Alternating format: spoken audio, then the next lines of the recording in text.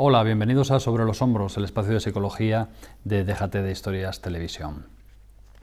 Hoy quiero hablarles de una terapia que está surgiendo con fuerza, como antes lo hizo el coaching, antes las constelaciones familiares, antes las terapias alternativas tipo flores de Bach, o antes los libros de autoayuda como El Secreto, y antes tantos otros atajos pseudocientíficos, con un común denominador. La culpa de nuestros problemas es siempre de otro, de nuestros ancestros, de la sociedad opresora, de nuestra infancia o de cualquier otro paraíso perdido que nos permita seguir viviendo en la comodidad de la queja. Esta terapia de la que quiero hablarles es la terapia basada en el perdón. Y es que hace algún tiempo nos encontramos con terapias que nos explican que debemos acceder al perdón pleno, a través de la comprensión de aquel que nos lastimó. Pretenden estas formas de terapia que así el suceso o sucesos negativos dejan de doler a través de la comprensión primero y del perdón después. Es cierto que la comprensión del suceso o de la relación es importante, pero poner el énfasis en el efecto curativo del perdón es como poco injusto para nuestro cliente. Una primera explicación habitual de los partidarios de la terapia del perdón tiene que ver con la empatía, como rasgo positivo del carácter. Los defensores de la terapia del perdón parten de la idea de que una capacidad universal como la empatía, que todos tenemos en mayor o menor medida, es un rasgo positivo. Nada más lejos de la realidad, porque no se es empático o no empático como no se es inteligente o no inteligente. La empatía es un continuo en el que se sitúan los muy empáticos y los que se sitúan como poco empáticos deben trabajar sobre lo que recibieron, sobre sus talentos. Así, el que tiene un exceso de empatía tiene la fortuna de entender con facilidad al otro y la desgracia de sufrir en exceso por el malestar del prójimo. Y los poco empáticos, por su parte, tienen poca capacidad para entender al otro, pero sufren menos ante su malestar. Lo que mantengo es que la empatía no es buena ni mala, sino una característica que nos acompaña y una capacidad que podemos usar.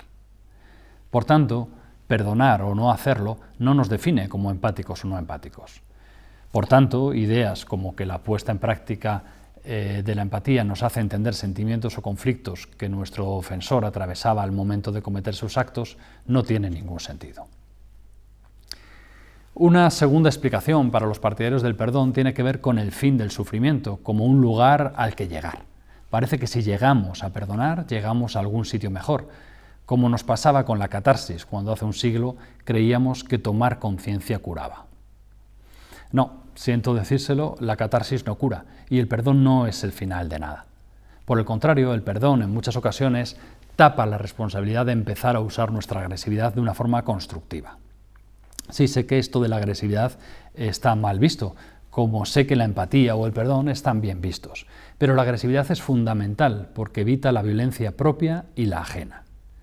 Debemos ejercer nuestra agresividad porque así nuestros noes y nuestros síes tendrán sentido.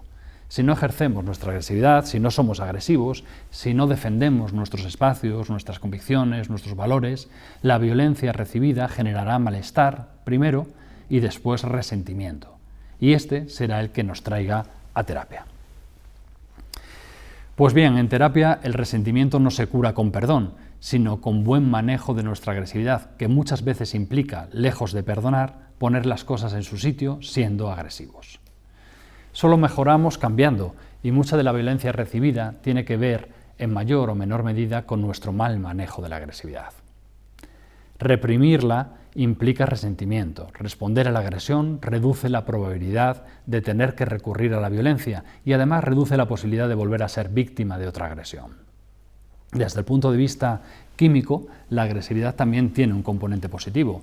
La proporción de dos sustancias químicas en nuestro cerebro dispone en gran parte nuestra autoestima y nuestra agresividad, la serotonina y la octopamina. Por eso los fármacos que inhiben de forma selectiva la recaptación de la serotonina, tipo Prozac, se recetan para personas deprimidas. Y es que alta serotonina y baja octopamina es la combinación del vencedor, del moderadamente agresivo y del que tiene una buena autoestima. Y cuando no nos enfrentamos a las situaciones desagradables por no ser agresivos, hacemos que se invierta la fórmula, acabando con una autoestima débil que acabará requiriendo ese aporte químico extra. La idea de la terapia es que la conducta cambia nuestra neuroquímica, seamos por tanto agresivos para estar mejor. El perdón tiene, además del psicológico y del químico, como no, un componente espiritual. El cristianismo, base de la civilización más avanzada del mundo, se basa en el sacrificio y en el perdón. Jesús de Nazaret le da una vuelta a la historia como un calcetín cuando propone el perdón como estadio superior al ojo por ojo, y con ello avanzamos hacia la civilización y la compasión. Pero nos deja la culpa perpetua de su sacrificio y la exigencia del perdón si es que no sabemos entenderlo como un hecho revolucionario y simbólico que nos sitúa en otro momento histórico y espiritual. El perdón es fundamental para avanzar, pero el perdón debe cuadrar con nuestros valores y convicciones. De no ser así, solo genera culpa y resentimiento. Por cierto, tal vez sería bueno recordar que Jesús fue aquel que entró en el templo látigo en mano cuando los mercaderes superaron su nivel de tolerancia, mostrando no agresividad, sino violencia, que es aquello de lo que disponemos en los casos excepcionales en que la agresividad no es suficiente. Respecto a nosotros, los terapeutas, es bueno recordar que no somos sacerdotes. Podemos apoyarnos en las creencias de nuestros clientes, incluso en las propias, pero no estamos para acompañarles en el perdón. Eso corresponde al ámbito de lo espiritual. La persona que se enfada cuando le tratan mal y muestra ese enfado o incluso responde moderadamente, se gana una reputación que desanima a los demás para volver a maltratarle. Por tanto, el uso adecuado de la agresividad evita mucha violencia hacia afuera y mucha violencia hacia adentro, que se manifiesta en rencor o incluso en depresión, que, como en otros momentos hemos dicho, se puede definir como la violencia vuelta contra uno mismo. En otra ocasión, en otro programa, podremos hablar del valor social de la venganza como evitador de la violencia, ya que la venganza implica posponer una violencia que generalmente no acaba ejerciéndose. Margaret Mead diría que la venganza es un homicidio postergado que, por fortuna, no llega a ejecutarse. En definitiva, hacer cosas buenas nos aporta felicidad.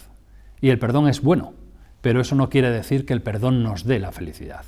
Esa idea es otra concepción simplista que pasará como las que describí al principio, pero mientras tanto puede hacer tanto daño como esa idea absurda y culpabilizadora que hemos tratado en otro programa de que el cáncer se cura con amor.